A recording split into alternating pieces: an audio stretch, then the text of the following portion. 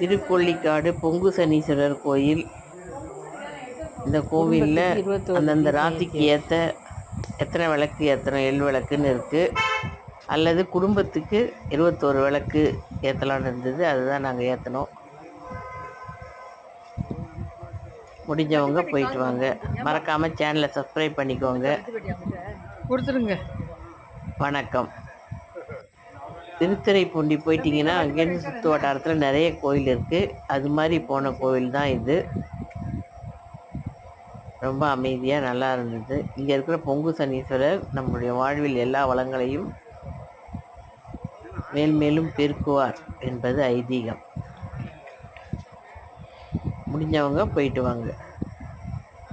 திருக்கொள்ளிக்காடு பொங்கு சனீஸ்வரர் கோயில்.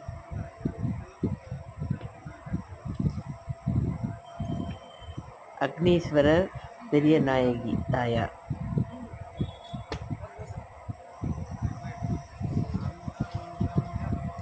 வணக்கம்.